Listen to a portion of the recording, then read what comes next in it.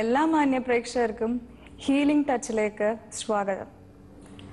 Cancer, ഈ അസുഖത്തിന്റെ പേര് കേൾക്കുമ്പോൾ തന്നെ നമ്മളിൽ പലരും ഒട്ടൊരു നടുക്കത്തോടെയാണ് അത് കേൾക്കുന്നത്.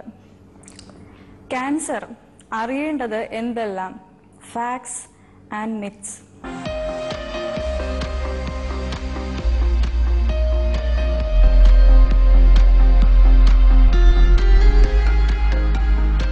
ക്യാൻസറിനെ കുറിച്ച് ഏറെ നമ്മൾക്കും ഈ സമൂഹത്തിലുള്ള പലർക്കും അറിയേണ്ടതുണ്ട്. ഇതിനെക്കുറിച്ചെല്ലാം നമ്മളോട് സംസാരിക്കാൻ ഇന്ന് സ്റ്റുഡിയോയിൽ എത്തിച്ചേർന്നിരിക്കുന്നു ഇന്ത്യയിലെ തന്നെ ഏറ്റവും മികച്ച ക്യാൻസർ ചികിത്സകരിൽ ഒരാളും സർജിക്കൽ ഓൺകോളജിസ്റ്റുമായ ഡോക്ടർ ശ്രീ തോമസ് വർഗീസ്. ഡോക്ടറിനെ ഈ പരിപാടിയിലേക്ക് സ്നേഹപൂർവ്വം സ്വാഗതം ചെയ്യുന്നു.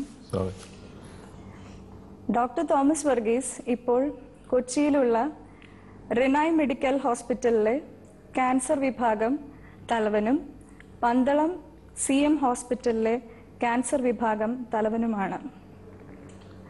ഡോക്ടർ, ആദ്യം തന്നെ എന്താണ് ക്യാൻസർ എന്ന് വിശദമാക്കാമോ?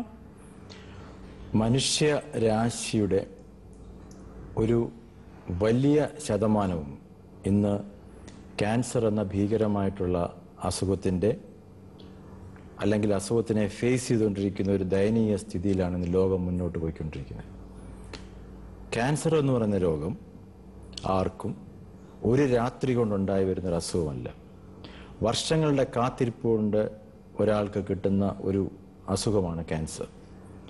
അപ്പം ഇങ്ങനെയുള്ള ഒരു അസുഖം സമൂഹത്തിൽ ഏറ്റവും വലിയ പ്രശ്നമുണ്ടാക്കുന്ന ഒരു അസുഖം, വികസിക്കാൻ വെമ്പൽ കൊള്ളുന്ന രാജ്യങ്ങളിലെ ജനങ്ങളിലൊക്കെ ആഘാതമായി മാറിക്കൊണ്ടിരിക്കുന്ന ഒരസുഖം, നേരത്തെ കണ്ടുപിടിച്ചാൽ സുഖമാക്കാൻ സാധ്യതയുള്ള ഒരസുഖം, പല ആൾക്കാരും പല പല കാരണങ്ങളാൽ വളരെ താമസിച്ച് മാത്രം ചികിത്സയ്ക്ക് എത്തപ്പെടുന്ന ഒരു അസുഖം, ചികിത്സാ മുറകളിലുള്ള വമ്പൻ വ്യത്യാസങ്ങൾ പോലും മനസ്സിലാക്കാതെ പല അബദ്ധധാരണകളും മനസ്സിൽ കൊണ്ട് നടക്കുന്ന ഒരു ജനത, ക്യാൻസർ ചികിത്സിക്കുന്ന ചികിത്സകർ പോലും വളരെ പെസിമിസ്റ്റിക്കായിട്ട് കാണുന്ന ഒരസുഖം. ഇതിനെപ്പറ്റി നമ്മുടെ സമൂഹത്തിൽ ഇന്ന് കാതലായ മാറ്റത്തോടെ ഇതിനെ സമീപിക്കേണ്ട സമയം അതിക്രമിച്ചിരിക്കുന്നു. അപ്പോൾ ക്യാൻസർ എന്ന് പറഞ്ഞാൽ ഏതെങ്കിലും ഒരു അവയവത്തിൽ അനിയന്ത്രിതമായ കോശങ്ങളുടെ വളർച്ച, പർപ്പസ്ലെസ് പ്രോലിഫറേഷൻ ഓഫ് സെൽസ് എന്ന് ഇംഗ്ലീഷിൽ പറയും. ഇതിൻ്റെ മൂല കാരണങ്ങൾ പലതുമായിരിക്കും. പല പല കാരണങ്ങൾ കൊണ്ട് ഒരാൾ ക്യാൻസർ വരാം. ക്യാൻസറിനെ ഉണ്ടാക്കാൻ സാധ്യത അല്ലെങ്കിൽ ക്യാൻസർ ഉണ്ടാക്കാൻ കഴിവുള്ള ഏതൊരു ഏജൻറ്റിൻ്റെയും കോമൺ ആയിട്ടുള്ള പേരാണ് കാർസിനോജൻ. അപ്പോൾ ക്യാൻസർ എന്ന് പറയുന്ന അസുഖത്തിൻ്റെ കോമൺ ടെർമിനോളജിയാണ്. അത് ഓരോ അവയവത്തിലെ ക്യാൻസറിൻ്റെ കാഠിന്യം അനുസരിച്ചും ഓരോ അവയവത്തിലുണ്ടാകുന്ന ക്യാൻസറിൻ്റെ സ്വഭാവം അനുസരിച്ചും ക്യാൻസർ ചികിത്സ പോലും വ്യത്യാസമാണ്. ഡോക്ടർ, ഇപ്പോൾ ക്യാൻസർ ഉണ്ടാക്കുന്ന സബ്സ്റ്റൻസസിനെ കുറിച്ച് സംസാരിച്ചു. ഈ കാർസിനോജൻ എന്ന് പറയുന്ന വസ്തു, ഒരു കാർസിനോജൻ പലതരം ക്യാൻസർ ഉണ്ടാക്കുമോ അതോ പലതരം കാർസിനോജൻ ചേർന്നാണ് ഒരു തരം ക്യാൻസർ ഉണ്ടാക്കുന്നത്? ഇത് രണ്ടും ശരിയാണ്. കാരണം പലപ്പോഴും ക്യാൻസർ എന്ന് പറയുന്ന അസുഖം, അതിന് ഇംഗ്ലീഷിൽ പറയുന്നത് it's a conglomerate of different aetiological agents എന്ന് വെച്ചാൽ പലതരത്തിലുള്ള ആഘാതങ്ങൾ ഒരുമിച്ച് വരുമ്പോഴാണ് ക്യാൻസർ ഉണ്ടാകുന്നത്.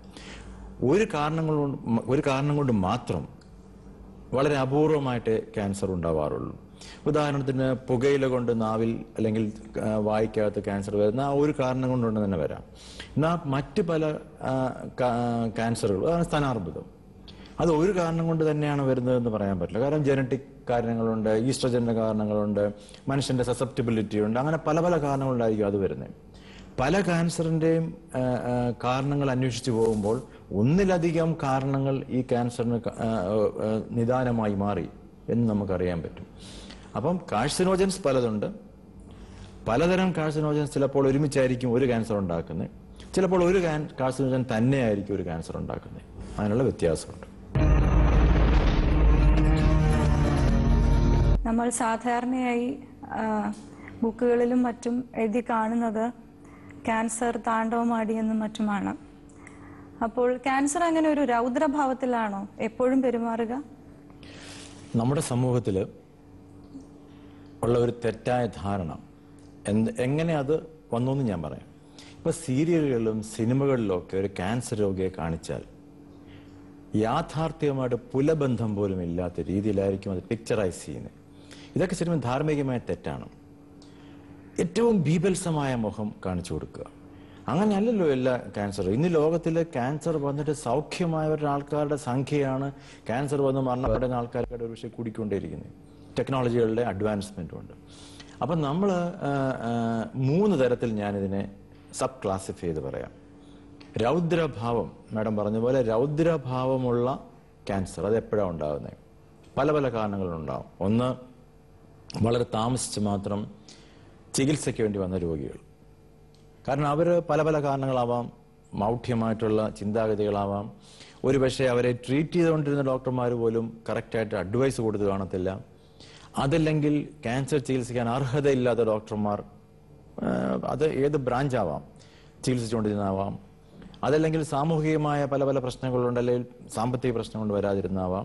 ഭയം കൊണ്ട് മാറി നിൽക്കുന്നവർ ഒരുപാട് പേരുണ്ട്. ക്യാൻസർ ആണെങ്കിൽ പോലും അതിനെ ഉൾക്കൊള്ളാൻ, അത് ക്യാൻസർ ആണെന്ന് അംഗീകരിക്കാനുള്ള മാനസിക സ്ഥിതി ഇല്ലാതെ വെയിറ്റ് ചെയ്ത് വന്നവരുണ്ടാവാം.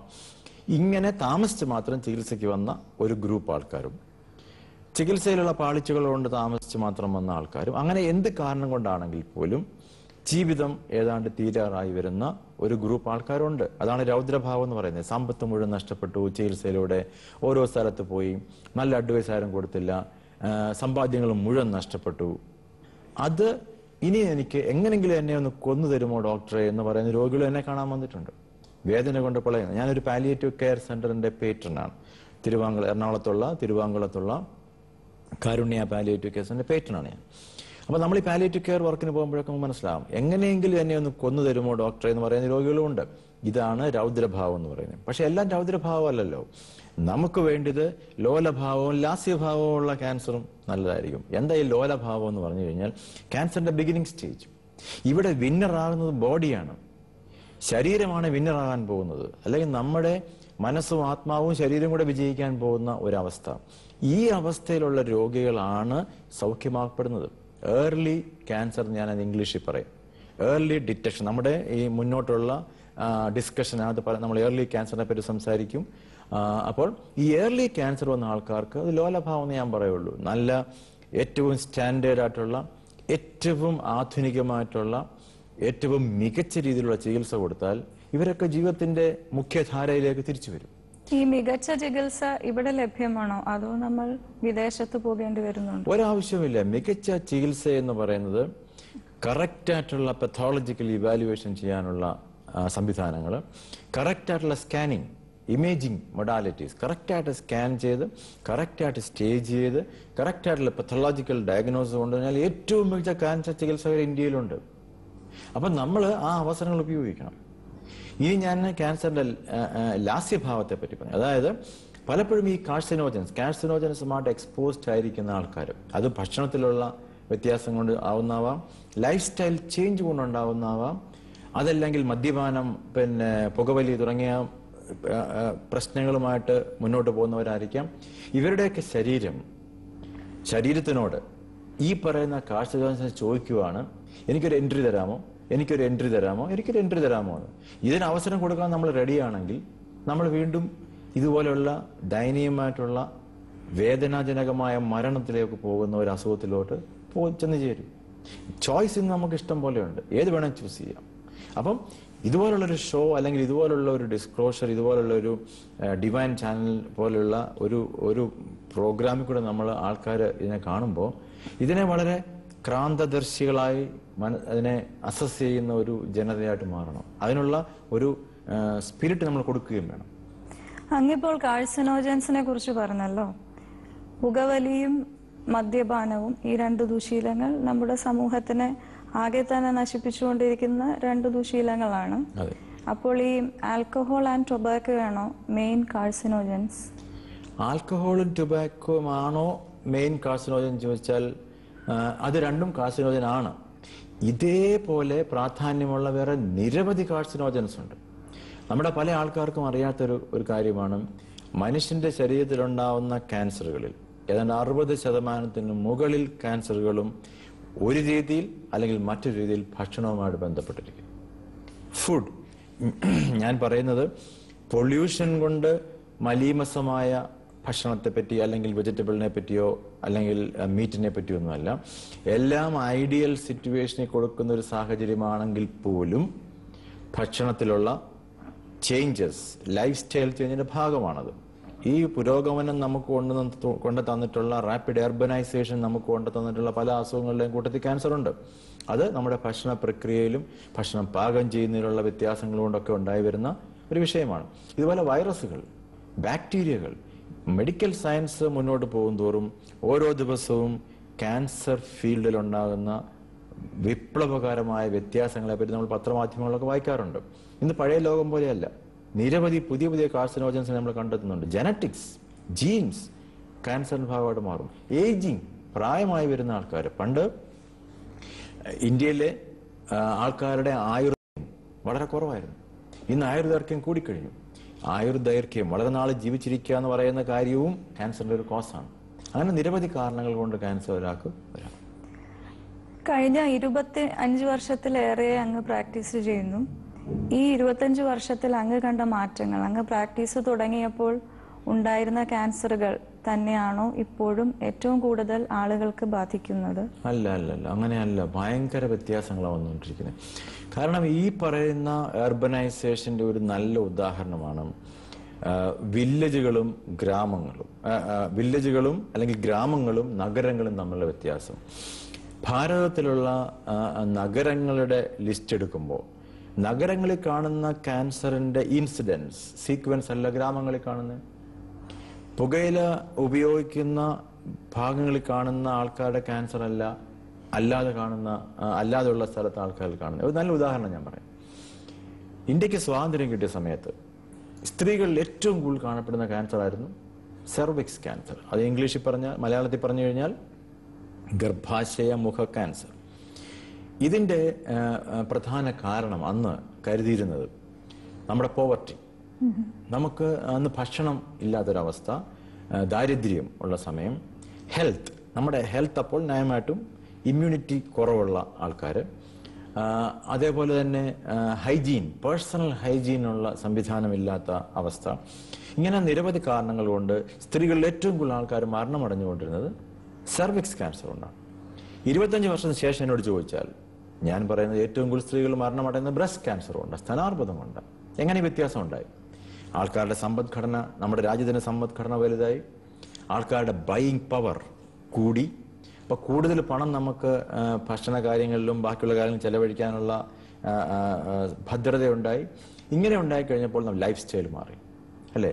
പണ്ടൊരു മലയാളിയുടെ ഒരു ആവറേജ് സ്റ്റാൻഡേർഡ് എന്ന് പറയുന്ന ഒരു വെസ്പ സ്കൂട്ടർ, ചേതക് സ്കൂട്ടറായിരുന്നു. ഇതുണ്ടെങ്കിൽ ആ സമൂഹത്തിലെ ഏറ്റവും സ്റ്റാറ്റസ് ഉള്ള ആളായിരുന്നു.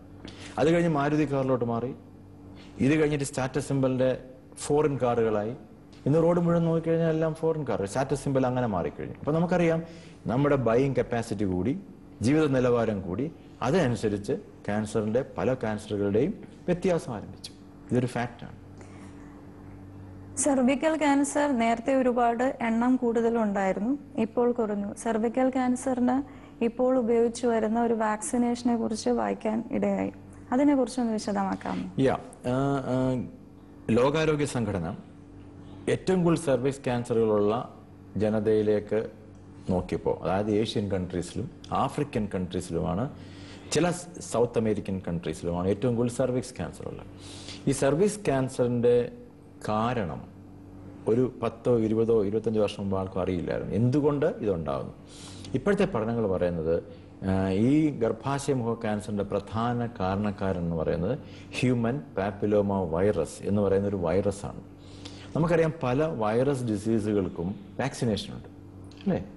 എത്രയോ കുഞ്ഞുങ്ങൾക്കെല്ലാം നമ്മൾ വാക്സിനേഷൻ കൊടുക്കുന്നു വൈറസുകൾക്കെതിരായിട്ട്. അപ്പൊ ഇങ്ങനെ ഈ പർട്ടിക്കുലർ വൈറസിനെയും നമുക്കൊരു വാക്സിനേഷൻ മൂലം ഉന്മൂലനം ചെയ്യാൻ സാധിക്കും എന്ന് റിസർച്ചുകൾ കണ്ടെത്തുകയും അങ്ങനെ സെർവിക്സ് ക്യാൻസറിന് അതിനായിട്ട് വാക്സിനേഷൻ കൊടുത്തു കഴിഞ്ഞാൽ പ്യൂബർട്ടി, അല്ലെങ്കിൽ ഋതുമതികളായ പെൺകുട്ടികളുടെ ആ ഏജ്, യങ് ഏജ് കഴിയുന്ന സമയത്ത് 3 പ്രാവശ്യം നമ്മൾ വാക്സിനേഷൻ കൊടുക്കുകയാണെങ്കിൽ ഇവർക്ക് ഭാവിയിൽ സർവിക്സ് ക്യാൻസർ വരില്ലെന്നാണ് ഇപ്പോഴത്തെ പഠനങ്ങൾ കാണിക്കുന്നത്. അത് ഗവൺമെന്റും ടേക്കപ്പ് ചെയ്ത് കഴിഞ്ഞു. ഇന്ത്യയിലെ പല ഗ്രാമങ്ങളിലും, ആ ഗ്രാമങ്ങളിൽ ഒരുപാട് പേർക്ക് സർവിക്സ് ക്യാൻസർ ഉള്ള ഗ്രാമങ്ങളുണ്ട്. അതിനർത്ഥം ഏറ്റവും കൂടുതൽ ഇൻസിഡൻസ് ആ ഗ്രാമങ്ങളിൽ ഈ ക്യാൻസർ കൊണ്ട് ഉണ്ടാവുകയാണെങ്കിൽ ഏറ്റവും ഫലപ്രദമായ രീതി എന്ന് പറയുന്നത് ഇന്ന് ഈ വാക്സിനേഷനാണ്. ഇതാണ് health department, central government health department കൊണ്ടുവരുന്ന പുതിയ പോളിസിയാണ്. ഈ വാക്സിനേഷൻ നിർബന്ധമാക്കിയിട്ടുണ്ടോ? നിർബന്ധമാക്കിയിട്ടൊന്നുമില്ല. ഇത് എക്സ്പെൻസീവ് ആണ് ഇപ്പോൾ. ഇനി ഇത് ഇന്ത്യൻ ഒരു കമ്പനി ഇത് മാനുഫാക്ചർ ചെയ്ത് കഴിയുമ്പോൾ ഇതിന്റെ വില കുറയും. അങ്ങ് ഇത് ശുപാർശ ചെയ്യുന്നുണ്ടല്ലേ? നമ്മൾ ഇവിടെ കേരളത്തിന്റെ പ്രത്യേകത എന്താണെന്ന് ചോദിച്ചാൽ ഏറ്റവും കുറവ് സർവീസ് ക്യാൻസർ കാണുന്നത് കേരളത്തിലാണ്. ഏറ്റവും കൂടുതൽ ബ്രസ്റ്റ് ക്യാൻസർ കാണുന്നതും കേരളത്തിലാണ്. അപ്പോൾ കേരളത്തിലെ സ്ത്രീകളിൽ ഇതിന്റെ ഇൻസിഡൻസ് കമ്പാരിറ്റീവ്ലി കുറവായതുകൊണ്ട്, കേരളത്തിലെ പേഴ്സണൽ ഹൈജീൻ വളരെ കൂടുതലായതുകൊണ്ട്, അതായത് സെക്ഷൽ റിലേഷൻഷിപ്പ് കഴിയുമ്പോൾ വാഷ് ചെയ്യുക, അല്ലാത്തതിനെ ഡെയിലി 2 നേരം നമ്മൾ വാഷ് ചെയ്യുന്നു, പ്രൈവറ്റ് പാർട്സ് ക്ലീൻ ആക്കി വെക്കുന്നു, ഇങ്ങനെയുള്ള ആൾക്കാർക്ക് മറ്റുള്ളവരെ അപേക്ഷിച്ച് സർവീസ് ക്യാൻസർ വരാനുള്ള സാധ്യത കുറവാണ്. അപ്പോൾ കേരളത്തിൽ ഇതിന് ഇൻസിഡൻസ് വളരെ കുറവായതുകൊണ്ട് ഞാൻ ഇതിനെ അധികം പ്രൊമോട്ട് ചെയ്യാറില്ല. ഞാൻ ഈ ഷോയുടെ തുടക്കത്തിൽ പറഞ്ഞ പോലെ ക്യാൻസർ എന്ന അസുഖം നമ്മുടെ കുടുംബത്തിൽ ആർക്കെങ്കിലും ഉണ്ട് എന്ന് ഡോക്ടർ നമ്മളോട് പറയുമ്പോൾ വളരെ നടുക്കത്തോടെയാണ് അത് സ്വീകരിക്കുന്നത്. അപ്പോൾ ഡോക്ടറിന്റെ അടുത്ത് വരുന്ന ഒരു രോഗിയോട് അല്ലെങ്കിൽ രോഗിയുടെ കുടുംബക്കാരോട് ഡോക്ടർ അത് ക്യാൻസർ ആണെന്നുള്ള ആ ന്യൂസ് ബ്രേക്ക് ചെയ്യുന്നതിന് അതിനെന്തെങ്കിലും പ്രത്യേക കരുതൽ എടുക്കാറുണ്ടോ? ഇതൊരു നല്ല ചോദ്യമാണ്. കാരണം നമ്മുടെ പ്രാക്ടീസിൽ, നമ്മുടെ നിത്യജീവിതത്തിൽ നമ്മൾ കണ്ടെത്തുന്ന ആൾക്കാർ പല തരത്തിലുള്ളവർ, പല ജോലിയിലുള്ളവർ, പല സോഷ്യൽ സ്ട്രാറ്റയിലുള്ളവർ, മാനസികമായ വ്യത്യസ്തമായ നിലകളിലുള്ളവരൊക്കെ ആയിരിക്കും. പലർക്കും ക്യാൻസർ എന്ന് പറയുന്ന ഒരു അസുഖത്തെ ഉൾക്കൊള്ളാൻ വളരെ വിഷമമാണ്. കാരണം കാലാകാലങ്ങളായി നമ്മുടെയൊക്കെ മനസ്സുകളിൽ ഇങ്ങനെ പരമ്പരാഗതമായി കൊടുത്തിരിക്കുന്ന അഭിപ്രായം ക്യാൻസർ എന്ന് പറഞ്ഞാൽ പിറ്റേ ദിവസം രാവിലെ മരിക്കുക എന്നുള്ളതാണ്. ഇന്ന് ക്യാൻസർ കൊണ്ട് നാളെ മരിച്ചു, ഇതാണ് കൊടുത്തിരിക്കുന്ന ഇൻഫർമേഷൻ. അപ്പോൾ ഈ ഇൻഫർമേഷനുള്ള മാനസിക സ്ഥിതിയോട് ഒരു പേഷ്യൻ്റ് നമ്മുടെ മുന്നേ വരുമ്പോൾ ഇതിനെ ആക്സെപ്റ്റ് ചെയ്യാൻ പ്രയാസമാണ്. അങ്ങനെ ആക്സെപ്റ്റ് ചെയ്യാൻ പ്രയാസമുള്ള സാഹചര്യത്തിൽ തീർച്ചയായിട്ടും ഒരു ക്യാൻസർ ചികിത്സിക്കുന്ന ഡോക്ടർ ഒരു നല്ല സൈക്കോളജിസ്റ്റ് ആയിരിക്കണം. അദ്ദേഹം, അതാണോ പെണ്ണോ, അദ്ദേഹം അല്ലെങ്കിൽ അവർ ഇതേപ്പറ്റി ജനങ്ങൾ, ആ പറയുന്ന ആളിനെ എങ്ങനെ ഇതിനെ ഉൾക്കൊള്ളാൻ കഴിയുമെന്നുള്ളതിനെ പറ്റി ഒരു മുൻകൂർ ഒരു ഐഡിയ ഉള്ള ആളായിരിക്കണം. അപ്പം നമ്മൾ പല കാഷ്വൽ ക്വസ്റ്റ്യൻസ് അവരോട് ചോദിക്കുമ്പോൾ നമുക്കറിയാം ഇതിനെ ഉൾക്കൊള്ളാൻ കഴിവുള്ള വ്യക്തിയാണോ അല്ലയോ.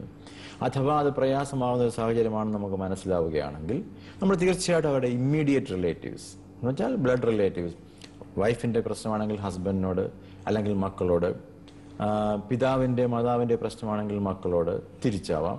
അപ്പോൾ ഇങ്ങനെ നമ്മളൊരു ഒരു സോഷ്യൽ ഫാബ്രിക് മനസ്സിലാക്കിയ ശേഷം സമാധാനമായിട്ട് ഡിസ്ക്ലോസ് ചെയ്യേണ്ട ഒരു സംഗതിയാണ് ക്യാൻസറിനെ പറ്റിയുള്ള ഡിസ്ക്ലോഷർ. ആ ബ്രേക്കിംഗ് ന്യൂസ് എന്ന് പറയുന്നത് 2 കൂട്ടർക്കും ഒരുപോലെ പ്രയാസമാണ്.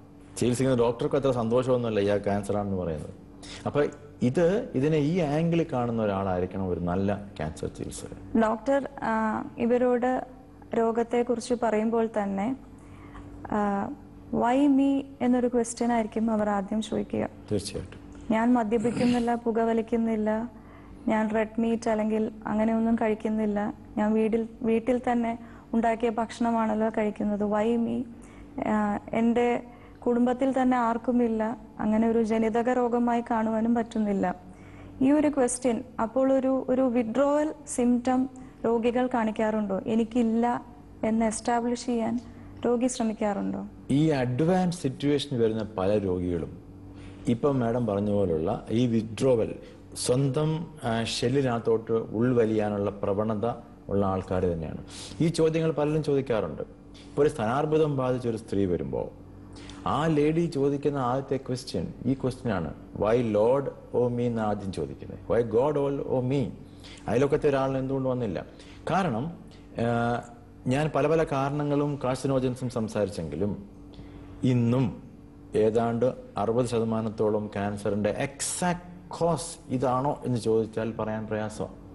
അപ്പം നമുക്ക് ഇന്നും മനസ്സിലാവാത്ത പല തരത്തിലുള്ള കാരണങ്ങൾ കൊണ്ട് ആ ക്യാൻസർ ഉണ്ടാവും. മുമ്പ് ഞാൻ പറഞ്ഞു വെറും ഏജിങ് പ്രോസസ്, പ്രായമായി വരുന്ന ഒരു ശാരീരിക വ്യത്യാസം തന്നെ ഒരു ക്യാൻസറിന്റെ കോസ് ആവും. അതുകൊണ്ടാണ് നമ്മൾ ഈ ക്യാൻസറിന്റെ കോസുകൾ നമ്മളെ ഓങ്കോളജിസ്റ്റായി ഞങ്ങൾ പഠിക്കുമ്പോൾ ക്രിപ്റ്റോജനിക് എന്നൊരു സംവാദമുണ്ട്. എന്ന് വെച്ചാൽ കാരണം അറിയാൻ വയ്യ. പക്ഷേ നമ്മളൊന്ന് അസസ് ചെയ്ത് നോക്കിക്കഴിഞ്ഞാൽ ഏതാണ്ട് ഇന്ന് 60 മുതൽ 80% ക്യാൻസറിന്റെയും പുറകിൽ ഒരു ജനറ്റിക് ഫാക്ടർ ഉണ്ടായിരിക്കും. ഒരു ജനറ്റിക് ചേഞ്ച് ഉണ്ടായിട്ടുണ്ട് എവിടെയെങ്കിലും.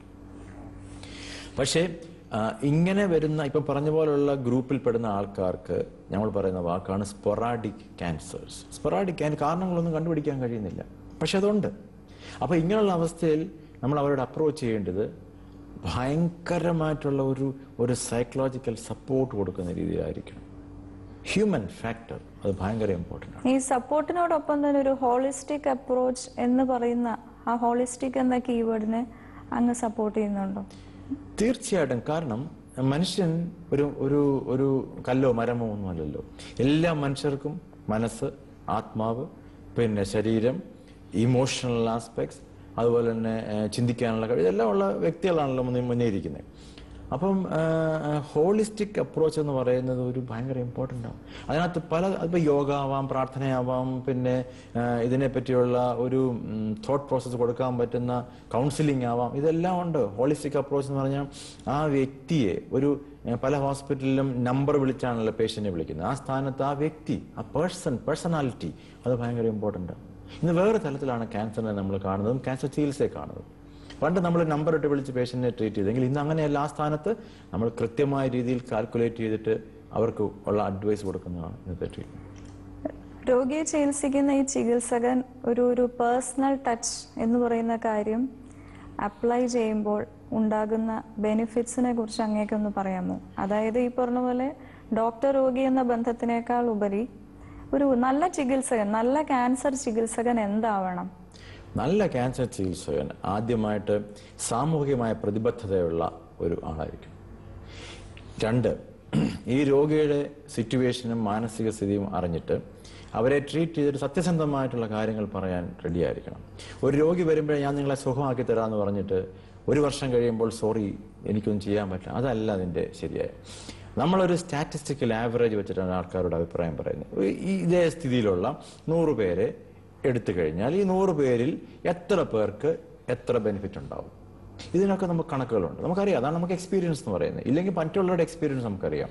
അങ്ങനെ നമ്മൾ യാഥാസ്ഥിതികമായ ബോധ്യത്തോടുകൂടി ആൾക്കാരെ കാണുകയും സത്യസന്ധമായ രീതിയിൽ കാര്യങ്ങൾ പറയുകയും ആ ഫാമിലിയെ മുഴുവൻ നമ്മൾ കാര്യങ്ങൾ പറഞ്ഞ് മനസ്സിലാക്കാനുള്ള ക്ഷമ കാണിക്കുകയും ഇതൊരു സാമൂഹിക പ്രശ്നം കൂടിയാണെന്നുള്ള കൺസെപ്റ്റിൽ കാണുകയും ചെയ്യുന്ന ആധുനിക ചികിത്സാ രീതി. ഇപ്പോൾ ഒരാൾക്ക് ഒരു സൂചന ശരീരത്തിൽ ഒരു മുഴയുടെ രൂപത്തിലോ മറ്റോ കിട്ടിയെന്നിരിക്കട്ടെ, അയാൾ ഒരു ഫിസിഷ്യനെയോ മറ്റോ സമീപിച്ച് ഫിസിഷ്യൻ അത് കൂടുതൽ എക്സാമിൻ ചെയ്ത് അത് ക്യാൻസർ ആണെന്ന് തിരിച്ചറിഞ്ഞു കഴിഞ്ഞാൽ ഇയാൾ മെച്ചപ്പെട്ട ക്യാൻസർ ചികിത്സ തേടേണ്ടതുണ്ട്. ആരെയായിരിക്കണം ഇയാൾ കാണേണ്ടത്? ശരീരത്തിലുണ്ടാകുന്ന ക്യാൻസറുകൾ 2 ആയിട്ട് തരംതിരിക്കുക. 1 സോളിഡ് ഓർഗൻസ്, അതിലുണ്ടാകുന്ന ക്യാൻസറുകൾ. 2 ബോൺ മാരോ, ലുക്കീമിയ, ലിംഫോമ, ഇങ്ങനെയൊക്കെയുള്ള അസുഖങ്ങൾ. ലുക്കീമിയ, ലിംഫോമ തുടങ്ങിയ അസുഖങ്ങൾ കാണേണ്ട ആള് മെഡിക്കൽ ഓങ്കോളജിസ്റ്റ്, അതായത് ക്യാൻസറിനെ മരുന്ന് കൊടുത്ത് സുഖമാക്കുന്ന ആള്. ഇത് ഇന്റർനാഷണൽ സ്റ്റാൻഡേർഡാണ് ഞാൻ സംസാരിക്കുന്നത്. അതേസമയം സോളിഡ് ഓർഗൻസ്, അത് ബ്രസ്റ്റിലെ, തൈറോയിഡിലെ, വായ്ക്കകത്തെ, ഇൻഡസ്റ്റൈനൊക്കെ വരുന്ന ക്യാൻസറിനെ കാണേണ്ടത് ഇന്ന് സർജിക്കൽ ഓങ്കോളജിസ്റ്റിനെ ആയിരിക്കണം. ക്യാൻസറിനെ ശസ്ത്രക്രിയ കൊണ്ട് സൗഖ്യമാക്കാൻ സാധിക്കുന്ന primary modality of treatment surgery ആകുന്ന അസുഖങ്ങൾ, അതാണ് ബാക്കിയുള്ളതെല്ലാം. അപ്പം ശസ്ത്രക്രിയ കൊണ്ട് പ്രൈമറി ക്യാൻസറിനെ സുഖമാക്കാൻ സാധിക്കുമെങ്കിൽ, ഏർലി സ്റ്റേജിൽ വന്നാൽ സൗഖ്യമാക്കാൻ സാധിക്കുമെങ്കിൽ അവർക്ക് റേഡിയോ തെറാപ്പി വേണ്ട, കീമോതെറാപ്പി ഒന്നും വേണ്ട. പിന്നെ ഇതിന് അവർ ഒരു മെഡിക്കൽ ഫിസിഷ്യനെ കാണണം, അതിന് റോള് വരുന്നില്ല. അപ്പൊ ഈ ആംഗിളിൽ ഇന്ന് ചിന്തിക്കേണ്ട കാലം അതിക്രമിച്ചിരിക്കുന്നു. ഡോക്ടറിന്റെ അടുത്ത് പല രോഗികളും അഡ്വാൻസ് സ്റ്റേജിലാണ് വരുന്നത് എന്ന് പറയുന്നു. അപ്പോൾ ഇത് നേരത്തെ കണ്ടുപിടിക്കാൻ മാർഗങ്ങളൊന്നുമില്ലേ? ഇത് നല്ല ചോദ്യമാണ്. കാരണം ഇപ്പോഴും 100% സാക്ഷരതയുള്ള കേരളത്തിൽ ഇന്നും 50% ആൾക്കാർ ചികിത്സിച്ചാൽ ഭേദമാകാത്ത അഡ്വാൻസ് സ്ഥിതിയിലാണ് വരുന്നത്. യാഥാർത്ഥ്യമാണിത്. ഇതിനൊരു മാറ്റം ഉണ്ടാവണമെങ്കിൽ അവബോധം ഉണ്ടാവണം. ഇതിനൊരു മാറ്റം ഉണ്ടാവണമെങ്കിൽ അസുഖത്തെ നേരത്തെ കണ്ടുപിടിക്കണം. അസുഖത്തെ നേരത്തെ കണ്ടുപിടിക്കാൻ പല മാർഗങ്ങളും വഴികളുമുണ്ട്. അപ്പോൾ ഇതിലോട്ട് ആൾക്കാരുടെ ശ്രദ്ധ മാറേണ്ട സമയം അതിക്രമിച്ചിരിക്കുന്നു. അപ്പോൾ ഏർലി ഡിറ്റക്ഷൻ എന്നത് ഒരു നോവൽ കൺസെപ്റ്റ് ആണെന്ന് എനിക്ക് തോന്നുന്നു. ഇനിയും വരുന്ന ആഴ്ചകളിൽ ഡോക്ടർ തോമസ് വർഗീസ് നമ്മളോട് ഏർലി ഡിറ്റക്ഷൻ ആൻഡ് പ്രിവെൻഷനെ കുറിച്ച് കൂടുതൽ സംസാരിക്കുന്നതാണ്. അങ്ങയുടെ വിലയേറിയ സമയം ഞങ്ങൾക്ക് വേണ്ടി ഇത്രയും നേരം ചിലവഴിച്ചു വളരെ ലളിതമായ ഭാഷയിൽ അങ്ങ് പറഞ്ഞു തന്നു. ഡോക്ടർ തോമസ് വർഗീസിനോട് ഗുഡ്നസ് ടിവിയുടെ എല്ലാ പ്രേക്ഷകരുടെ പേരിലും നന്ദി പറയുന്നു. Thank you.